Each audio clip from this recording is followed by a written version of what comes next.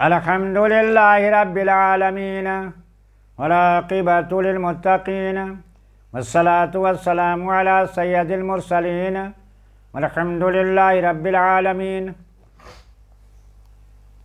اما بعد فاعوذ باللہ من الشیطان الرجیم بسم اللہ الرحمن الرحیم۔ اب ہم سورہ حدید کے تیسرے رکوع کی تلاوت کریں گے۔ اعلموا انما الحیاۃ الدنیا لعب ولہو وزینۃ وتفاخر بینکما وتکاثر فی الاموال والاولاد۔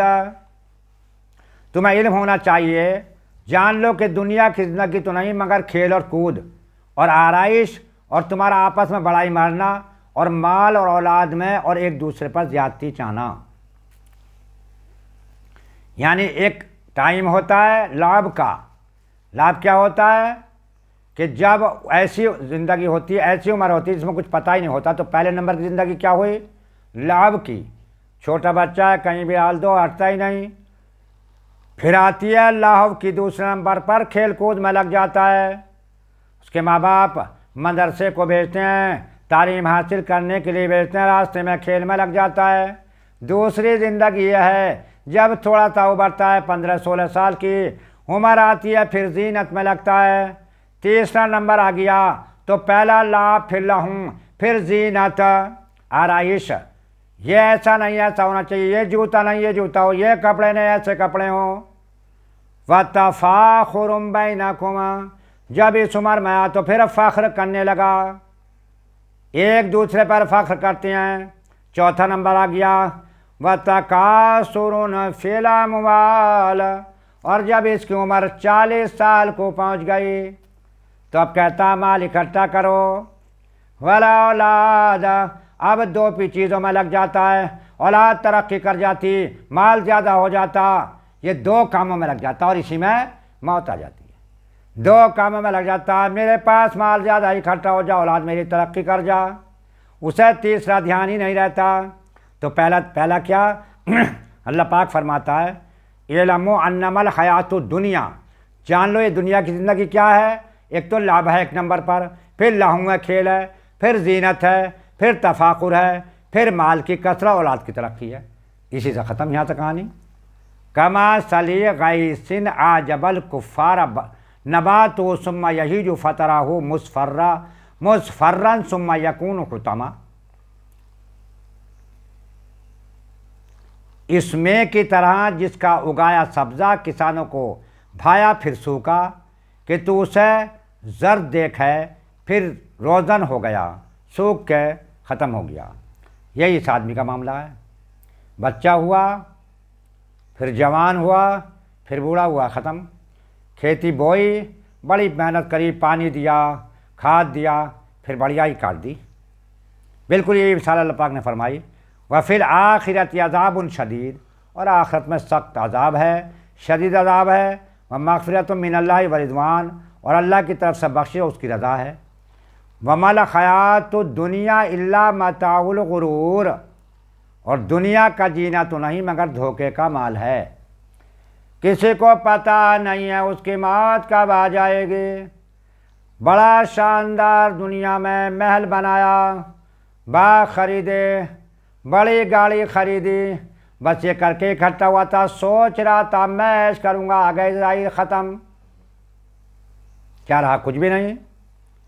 تو دنیا کی زندگی کیا ہے؟ دھوکے کا مال۔ سابقوا الی مغفرۃ من ربکم وجنۃ عرضھا کعرض السماء والارض، بڑھ کر چلو اپنے رب کی بخشش کی طرف اور جنت کی طرف جس کی چوڑائی میں جیسے آسمان اور زمین کا پھیلاؤ ہے۔ یعنی جیسے تم دنیا کے مال کمانے میں محنت کرتے ہو، بھاگ دوڑ کرتے ہو، ایسی محنت، یوں نہیں کہا اس میں محنت مت کرو، لیکن ایسی کم سے کم اتنی محنت آخرت بنانے کے لیے بھی تو کرو۔ یہ دنیا کی محنت تم یہیں چھوڑ کے چلے جاؤ گے، آخرت کی ہمیشہ قائم رہے گی، اور وہ جنت کے لیے محنت کرو جس کے چوڑان میں سارے آسمان اور ساری زمینیں آ جائیں۔ وَعِدَّتْ لِلَّذِينَ آمَنُوا بِاللَّهِ وَرَسُولِهِ، تیار ہوئی ہے ان کے لیے جو اللہ اس کے سب رسولوں پر ایمان لائے۔ ذالک فضل اللہ یؤتیہ من یشاء، یہ اللہ کا فضل ہے، جسے چاہے جس پہ چاہے کر دیتا ہے۔ واللہ ذو الفضل العظیم، اللہ بڑے فضل والا ہے۔ ما صاب من مصیبت فی، نہیں پہنچتی کوئی مصیبت زمین میں، فی الارض ولا فی انفسکم الا فی کتاب من قبل ان نبراہا، کوئی مصیبت نہیں پہنچتی زمین میں اور نہ تمہاری جانوں میں، مگر وہ ایک کتاب میں قبل اس کے کہ ہم اسے پیدا کریں، پہلے سے وہ تو جانا ہے۔ ان ذالک علی اللہ یسیر، بے شک یہ اللہ کو آسان ہے۔ لِكَيْ لَا تَأْسُوا عَلَىٰ مَا فَاتَكُمْ وَلَا تَفْرَحُوا بِمَا آتَاكُمْ، اس لیے غم نہ کھاؤ اس پر جو ہاتھ سے جائے، اور خوشی نہ کرو اس پر جو تم کو دیا جائے۔ دیکھیں یہاں اللہ پاک ایک نصیحت فرما رہا ہے کہ جو چیز تمہارے ہاتھوں سے جاتی رہے اس کا صدمہ مت کرا کرو۔ لِكَيْ لَا تَأْسُوا عَلَىٰ مَا فَاتَكُمْ، اس کے جانے میں تمہارا بھلا ہے، اس کے نہ ملنے میں تمہارا بھلا، اس پر صدمہ مت کرو۔ وَلَا تَفْرَحُوا بِمَا آتَاكُمْ، اور جو چیز میں تمہیں عطا کر دوں، کوئی منصب عطا کر دوں، دولت عطا کر دوں، بیٹا عطا کر دوں، کوئی شے میں تمہیں عطا کروں تو اس پر اترایا مت کرو۔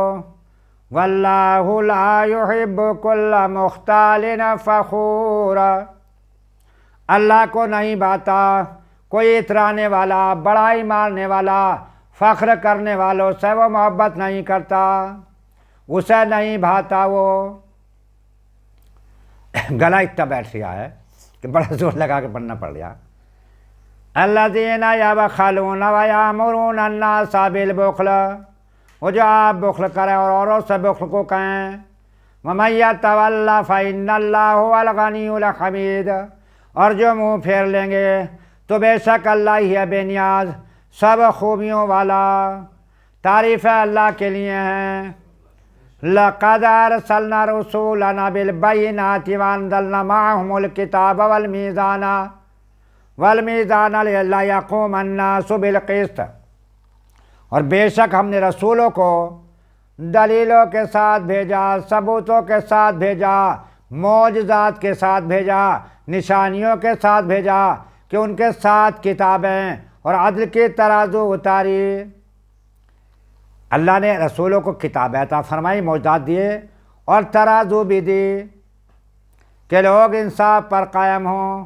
وَأَنزَلْنَا الْحَدِيدَ فِيهِ بَأْسٌ شَدِيدٌ وَمَنَافِعُ لِلنَّاسِ وَلِيَعْلَمَ اللَّهُ مَن يَنصُرُهُ وَرُسُولَهُ بِالْغَيْبِ، اور ہم نے لوہا اتارا، اس میں سخت آنچ ہے اور لوگوں کے فائدے بھی ہیں۔ لوہا اتارا کہ اس سے تم اللہ کے دین کو قائم کرو، جہاد کرو، اور بھی فائدے ہیں، چمٹا پھکنی بنا لو تو وہ بھی بنا لو۔